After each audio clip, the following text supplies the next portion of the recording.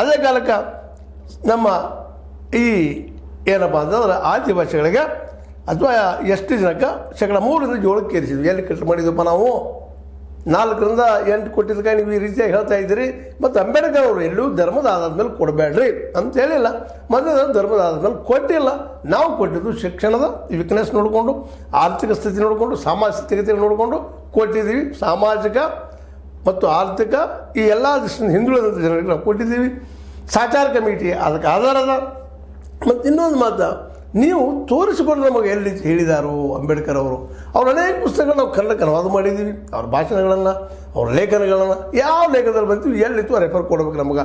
ಇಲ್ಲಾಂದ್ರೆ ನೀವು ಸುಳ್ಳುಗಾರರು ಅನ್ನೋದನ್ನು ಒಪ್ಕೋಬೇಕು ಅಂತೇಳಿ ನೇರವಾಗಿ ಮೋದಿಯವರಿಗೆ ಆರೋಪ ಮಾಡ್ತಾ ಇದ್ದಾರೆ.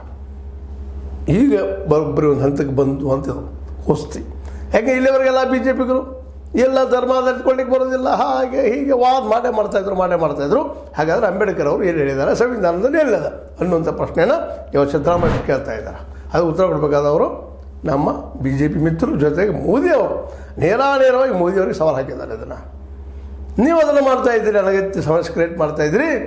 ಈ ದೇಶದಲ್ಲೇ ಹಿಂದೂ ಮುಸ್ಲಿಂ ಜಗಳ ಹಚ್ಚೋಕೆ ಕಾರಣಕರ್ತರಾಗಿದ್ದೀರಿ. ನೀವು ನಮಗೆ ತುಷ್ಟೀಕರಣ ಮಾತಾಡ್ತೀರಿ, ನೀವು ಜಗಳ ಹಚ್ಚೋ ಕೆಲಸ ಮಾಡ್ತಾಯಿದ್ದೀರಲ್ರಿ ಅನ್ನುವಂಥ ಮಾತನ್ನು 1, 2 ಈ ರೀತಿಯಾಗಿ ಆರ್ಗ್ಯುಮೆಂಟ್ ಮಾಡ್ತಾ ಇದ್ದಾರೆ.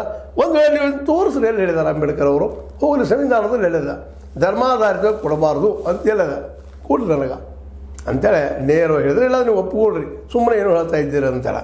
ಹೀಗಾಗಿ ಇದೊಂದು ರೀತಿಯಿಂದ ಏನಾಗಿಬಿಟ್ಟಿದಪ್ಪ ಅಂತಂದ್ರೆ ನೇರ ಮೋದಿ ಮತ್ತು ಸಿದ್ದರಾಮಯ್ಯನಿಗಿನ ಪ್ರತಿಷ್ಠೆಯ ಕಣ ಆಗಿಬಿಟ್ಟಿದೆ ಇವತ್ತು. ಎಲ್ಲಿ ಈ ಇಬ್ಬರಲ್ಲಿ ಯಾರು ಸುಳ್ಳರು ಯಾರು ಸತ್ಯವಂತರು ಅಂತ. ಅಂಬೇಡ್ಕರ್ ಅವರಂತೂ ನಿಶ್ಚಿತವಾಗಿಯೂ ಈ ಒಂದು SC ST ಈಗಾಗಲೇ ಹಿಂದಿನ ನಾನು ಅನೇಕ ಸಂಚಿಕೆಗಳಲ್ಲಿ ನಾನು ಮಾಡಿದ್ದೀನಿ. ಅವರು ಅಸ್ಪೃಶ್ಯರಿಗೆ ಮಾತ್ರ ಮೀಸಲಾತಿ, ಉಳಿದವ್ರಿಗೆಲ್ಲ. ಅದರ ನಂತರದ ಬಂದಂಥ ಅನೇಕ ತಜ್ಞರು ವಿಶ್ಲೇಷಕರು ಯಾವ ರೀತಿಯಾಗಿ ವಿಶ್ಲೇಷಣೆ ಮಾಡಿದ್ರು ಗೊತ್ತಿಲ್ಲ.